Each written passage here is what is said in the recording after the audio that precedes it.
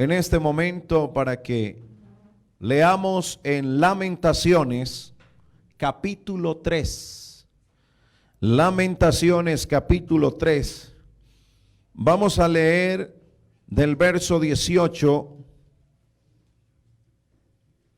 al verso 32. Dice en la Reina Valera contemporánea, y concluyo: fuerzas ya no tengo ni esperanza en el Señor. Tan amargo como la hiel es pensar en mi aflicción y mi tristeza. Y lo traigo a la memoria porque mi alma está del todo abatida. Pero en mi corazón recapacito y esto me devuelve la esperanza. Por la misericordia del Señor no hemos sido consumidos. Nunca su misericordia se ha agotado. Grande es su fidelidad y cada mañana se renueva. Por eso digo con toda el alma, el Señor es mi herencia y en Él confío. Es bueno el Señor con quienes le buscan, con quienes en Él esperan. Es bueno esperar en silencio que el Señor venga a salvarnos. Es bueno que llevemos el yugo desde nuestra juventud. Dios nos lo ha impuesto, así que callemos y confiemos. Hundamos la cara en el polvo, tal vez aún haya esperanza. Demos la otra mejilla a quien nos hiera. Cubrámonos de afrentas. El Señor no nos abandonará para siempre. Nos aflige, pero en su gran bondad también nos compadece. Quiero titular este sermón esta mañana: la esperanza en Dios como ancla de la fe. Ubíquese, tenga la bondad. La esperanza es como un ancla que sostiene el alma firmemente durante las tormentas que vivimos en la vida. Jeremías 17:7 dice: bendito el varón que confía en Jehová y cuya confianza es Jehová. Bienaventurado significa dichoso. Nuestra esperanza hoy más que nunca, amada iglesia, tenemos que hacerla más firme en nuestra vida. Porque si hay algo firme y sólido que tiene esta iglesia, es la esperanza que tenemos en el Señor. Y entre más conocemos la palabra de Dios, más nuestra esperanza se hace firme y se hace sólida. La esperanza ha sido una de las características del pueblo de Dios desde los tiempos de Abraham. Dios le hizo al patriarca promesas especiales y se las confirmó por medio de dos cosas inmutables. ¿Cuáles son esas dos cosas inmutables? Es decir, que no cambian. Una promesa personal y un juramento divino. También nosotros, los que hemos dado la espalda al mundo, al pecado, y hemos salido al encuentro del Señor para seguirlo, somos participantes de las mismas promesas y de la misma esperanza. Esta esperanza que tenemos en Él es un ancla segura y firme para el alma. Yo quiero que leamos lo que dice Hebreos, el escritor a los Hebreos, el capítulo 6, el verso 13. Vamos a mirar allí 3 versos de esta escritura. Carta a los Hebreos, el capítulo 6, el verso 13 inicialmente, y luego miramos el verso 18 y 19. Y nos dice esta escritura, el verso 13: cuando Dios hizo la promesa a Abraham, juró por sí mismo. ¿Por qué Dios juró por sí mismo? Porque no hay otro Dios como Él. Porque si efectivamente existiera otro Dios coigual o igual a Dios, tendría que jurar por Él. Pero como en el cielo solamente hay un solo Dios, entonces Él juró por sí mismo. Juró por sí mismo porque no había nadie superior a Él por quien jurar. El verso 18 dice, para que por estas dos cosas que no cambian, o sea, inmutable quiere decir que no cambia, y en las que Dios no puede mentir, tengamos un sólido consuelo los que buscamos refugio y nos aferramos a la esperanza que se nos ha puesto. Verso 19. Esta esperanza, ¿cuál? La que usted y yo hemos recibido del Señor. Esta esperanza mantiene nuestra alma. ¿Cómo la mantiene? La mantiene segura, es decir, firme. La mantiene segura como un ancla y penetra hasta detrás del velo. Vivimos en un mundo cambiante. Todos los días el mundo está cambiando para mal. Empeora la situación. Estamos rodeados de un mundo inestable. Y para un mundo que está inestable necesitamos un ancla. Yo creo que todos los que están escuchando este mensaje saben muy bien de qué sirve un ancla. Usted sabe que un ancla hace que un barco no avance, sino que se mantenga en una misma posición. Y necesitamos un ancla. Algo que nos mantenga firmes y seguros. La esperanza que tenemos en las promesas de Dios, confirmadas por el sacrificio de nuestro Señor Jesucristo en la cruz del Calvario, sigue siendo un ancla segura que nos da la convicción de que estamos apoyándonos en el Dios que no puede mentir y que no puede cambiar. Yo no sé cuántos se alegran en esta hora de saber que el Dios que tenemos no miente. El Dios que tenemos nunca cambia lo que ha dicho. Él siempre permanece fiel. Aleluya. Alabanzas al nombre de Jesús. Analizando lo que dice la palabra del Señor,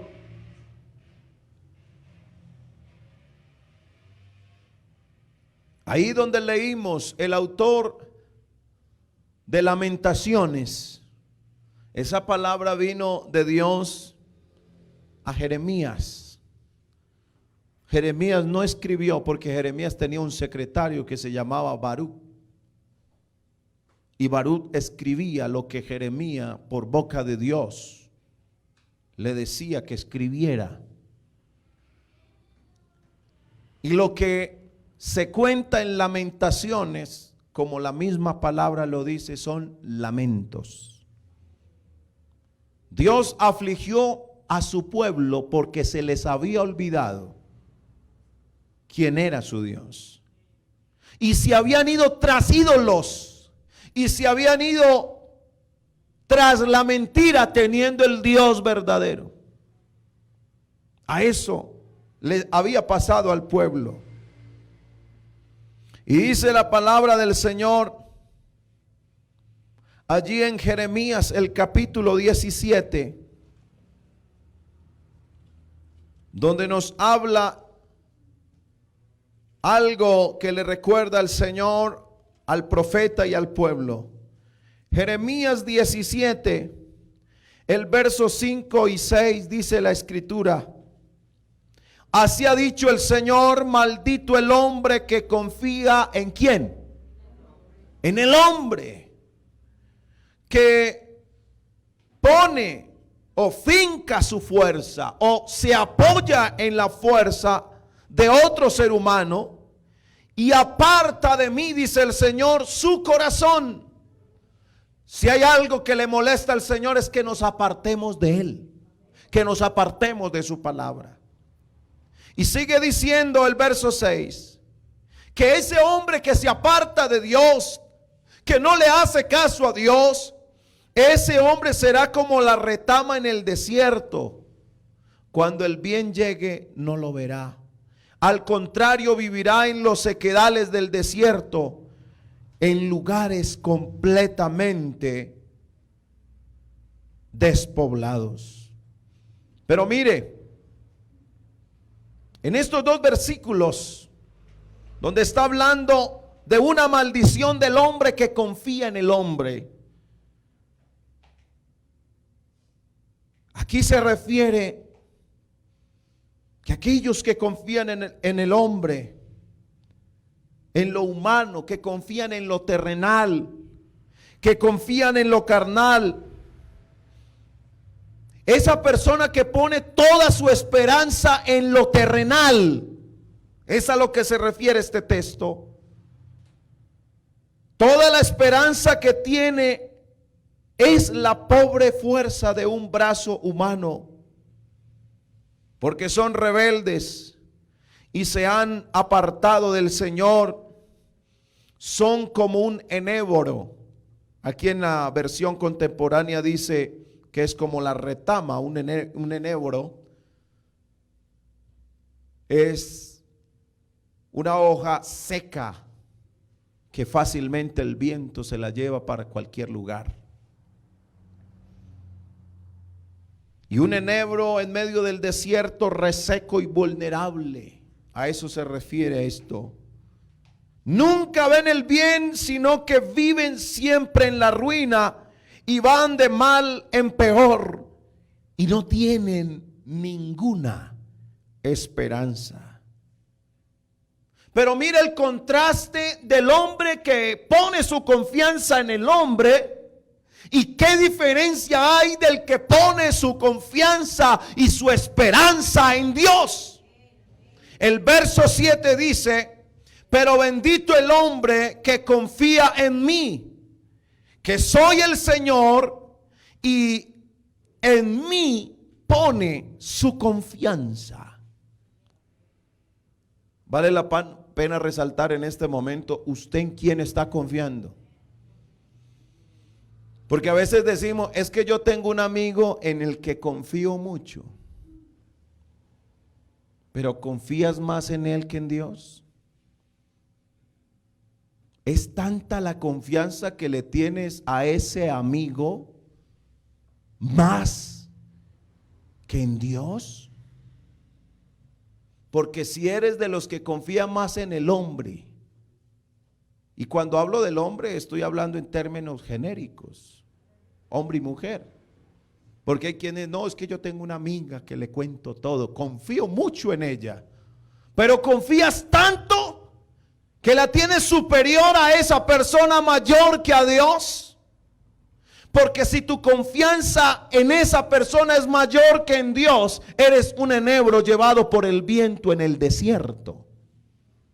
Pero bendito es el varón que confía en mí, dice el Señor. ¿Qué diferencia? ¿Qué contraste con el hombre que deposita su confianza y su esperanza en el Señor con el que la deposita en alguien de la tierra? Porque aquel que pone su confianza y esperanza en el Señor es como ese árbol que no cesa de dar fruto y que siempre está frondoso a pesar del calor y a pesar de la sequía, porque sus raíces penetran hasta el agua viva.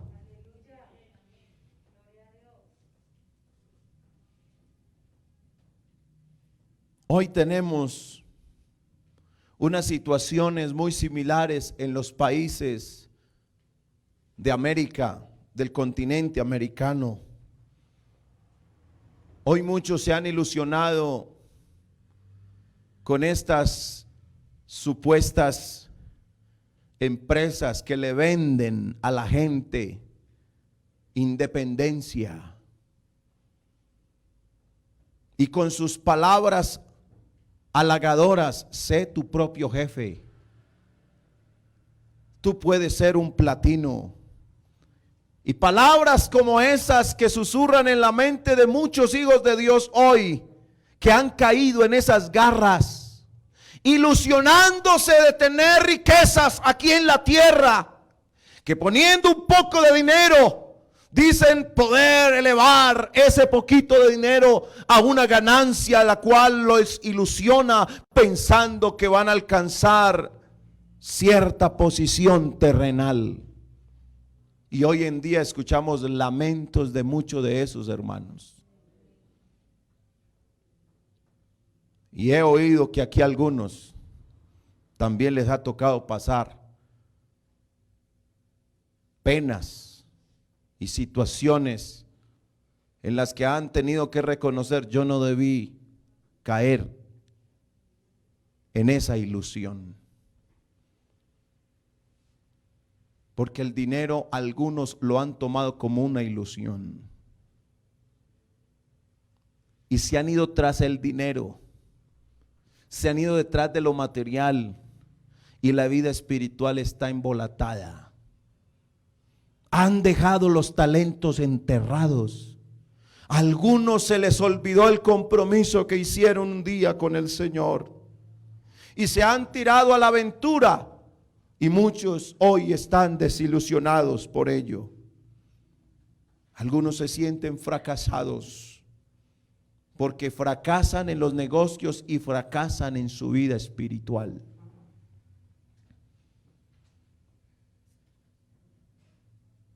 Yo no sé si usted ha vivido una situación donde usted siente que la esperanza como que se le va. Algunos soñaron con una carrera y nunca lo lograron y se sienten fracasados. Algunos soñaron con una cierta posición pero no la tienen. Pero el mensaje de esperanza del profeta Jeremías le llegó al pueblo de Israel en un momento de desesperación, poco antes de la destrucción de Jerusalén y la ocupación del país por fuerzas enemigas. El pueblo de Judá se había negado a esperar en Dios, en cambio había confiado en sus propias fuerzas, y Dios pronunció maldición sobre él y le aseguró que no podía esperar bien alguno. ¿Quién va a esperar un bien alguno cuando está lejos de Dios? ¿Quién va a esperar que le vaya bien si no confía en el Señor? Cuando el hombre moderno recurre a sus propias habilidades para resolver sus problemas y hacer frente a sus dificultades, él también queda en una situación de desespero y frustración. Hoy tenemos creyentes en las congregaciones frustrados.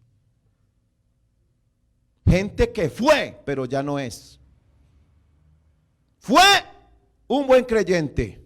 Fue un buen servidor. Fue una persona de buen testimonio. Pero ¿ahora qué? Tenemos creyentes frustrados.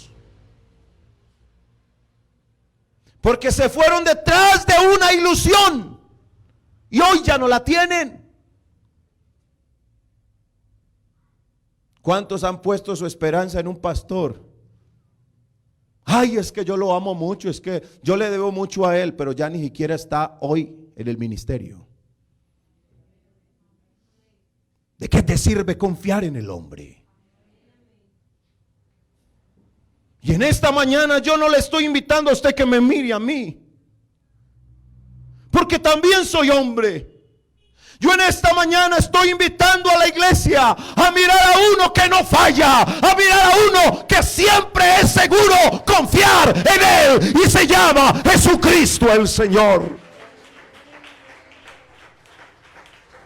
Alabado sea el nombre de Jesús. Jesucristo Es la fuente de nuestra esperanza y bendición. Dos malas acciones se notan en el pueblo de Judá. Y el mismo Dios tiene que declarar que dejaron la fuente de agua viva y cavaron para sí cisternas. Es decir, cavaron pozos propios. No, yo voy a dejar la provisión de Dios, voy a dejar, mire esto, es que esto, cuando usted le pone lógica a esto, no tiene sentido hacerlo. ¿Cómo vas a dejar la fuente de agua viva por un pozo? Por un recipiente que no retiene agua. Porque dos males ha hecho mi pueblo, dice el Señor. ¿Y cuáles son esos dos males? Dice la palabra del Señor en Jeremías 2:13. ¿Cuáles son esos dos males? Miremoslo. ¿Cuáles son esos dos males? Jeremías capítulo 2.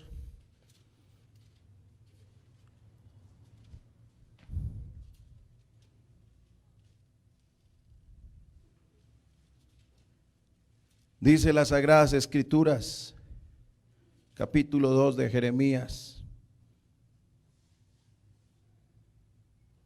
¿Cuáles son esos dos males? El verso 13. Son dos males en que han incurrido mi pueblo. El primero, me han dejado a mí. Yo veo al Señor como dice, ¿por qué me dejan? Me han dejado a mí, que soy fuente de agua viva, y han cavado sus propias cisternas, tan agrietadas que no retienen el agua.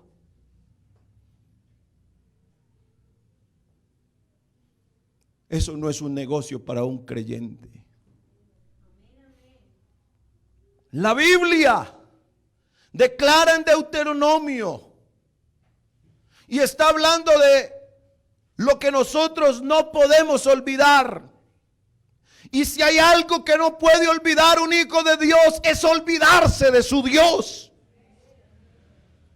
Usted no puede caminar en esta vida y olvidarse de Dios. Usted no puede hacer nada en esta vida y olvidarse de Dios.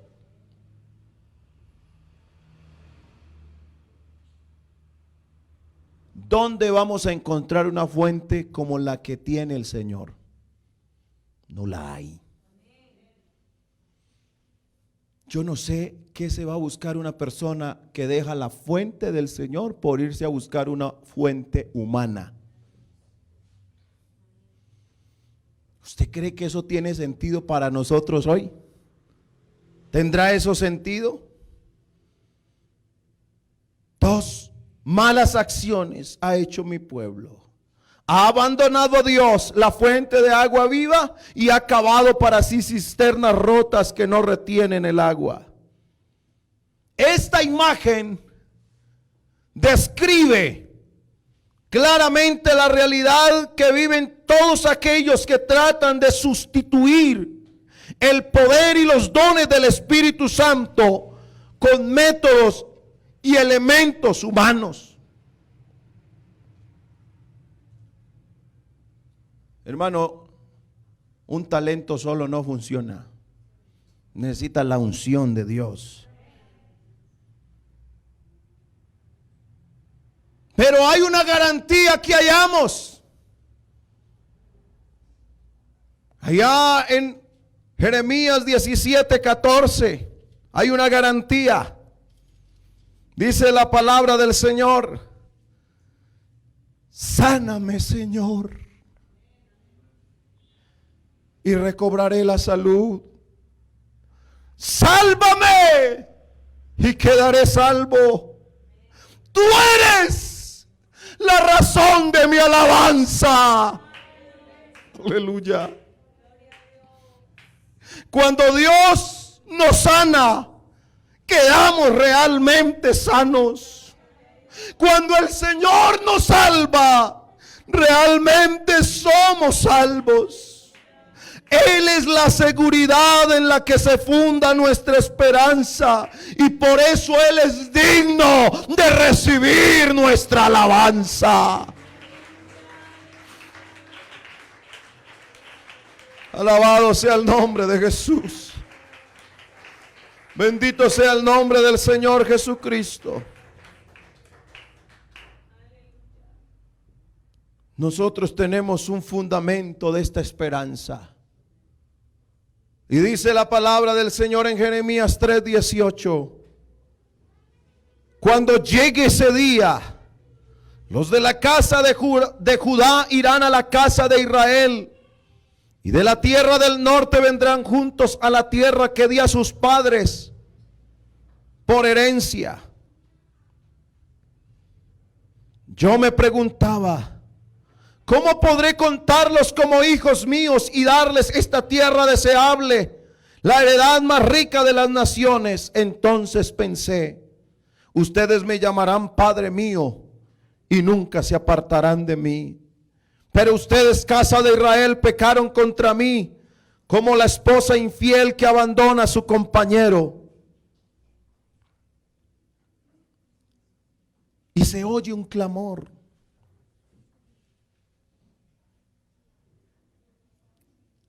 Se oye un llanto.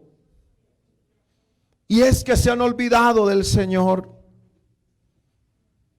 Después de que Nabucodonosor destruyó Jerusalén y el templo. Algunos dicen, hermanos, si el Señor le dio el diseño a Salomón y permitió que se hiciera un templo tan hermoso donde se le realizara culto a Dios, ¿por qué Dios luego permite que ese templo tan hermoso sea destruido? Y hay una razón en todo esto, y es que nosotros tenemos que saber que Dios es con templo y sin templo sigue siendo Dios. A Dios no lo podemos confinar en unas paredes. Dios siempre será Dios, porque Él es eterno, Él es inmutable, Él es todopoderoso. Y aunque todo esto perezca, Él sigue siendo el mismo Dios.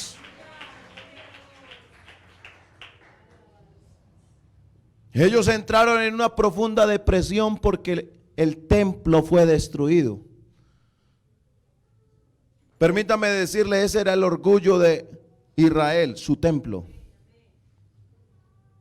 Y habían puesto el templo por encima del mismo Dios. Tanto que ellos oraban siempre a donde estuvieran, mirando hacia donde quedaba el templo de Jerusalén. Le habían puesto algo superior. Y eso está sucediendo en la actualidad. Hay quienes están dejando la fuente y piensan que lo que trabajan, esa es la fuente de su bendición. ¿Y qué tal que el Señor te quitara eso? De eso de lo que tú devengas hoy. Si eso el Señor permitiera que te lo quitara, ¿tú qué harías? Si te quedaras sin eso, que hoy, que a veces nosotros como que le damos mayor relevancia a eso.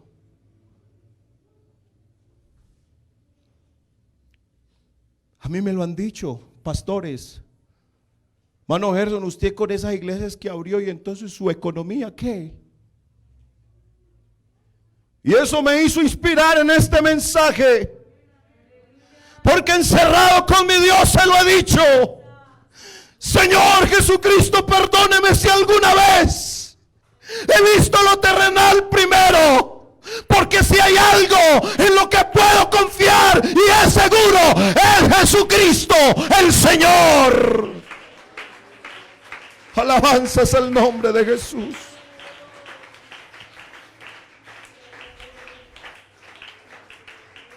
Hermano, parece que estas lamentaciones estuvieran allá solamente en Judá y en Israel.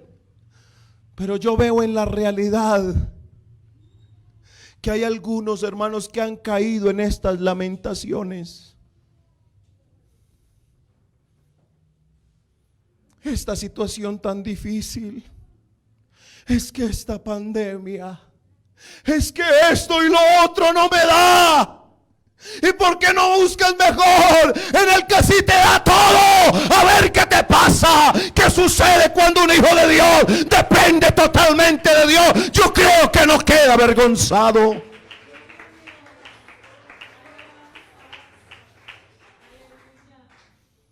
Hermano, es que el hijo que me ayudaba ya no me va a poder ayudar. Es que la ayuda que me estaba llegando ya no me va a poder llegar. Y entonces, ¿qué es el fin del mundo?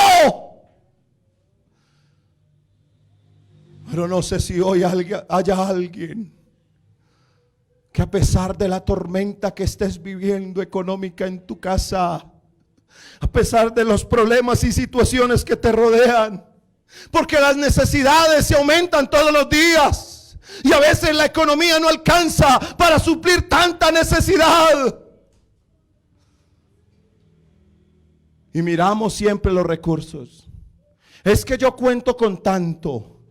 Es que yo sé quién me puede ayudar. Pero si esa ayuda se acabara, ¿tú qué harías?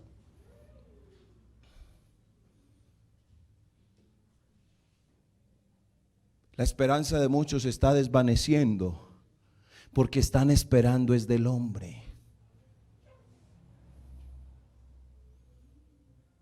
Por eso dice el texto, el que pone carne por su brazo, es decir, el que pone su confianza en lo humano. A eso se refiere el profeta. Y estamos en una situación, hermano, en que algunos están dudando de las promesas de Dios. Y es que le voy a ayudar a Dios. ¿Será que Dios necesita que usted le ayude para Él hacer lo que Él quiera hacer? ¿Será que a nuestro Dios se le ha acabado, con el paso de los años, se le ha acabado el poder? ¿Se le habrá acabado la provisión a nuestro Dios? ¿Será que Dios ya no puede y no tiene la capacidad de resolver nuestros problemas? ¿Sabe qué estamos fallando? En nuestra fe. Hermano, nuestra fe es la que ha menguado. Nuestra fe es la que se ha debilitado. Y cuando tú te dejas llevar por lo que tus ojos ven, entonces tu fe no tiene fuerzas. Pero cuando tu fe viene de Dios, no estás viendo lo que tus ojos ven, sino la esperanza que tenemos en aquel que puede cambiar lo que tenemos enfrente.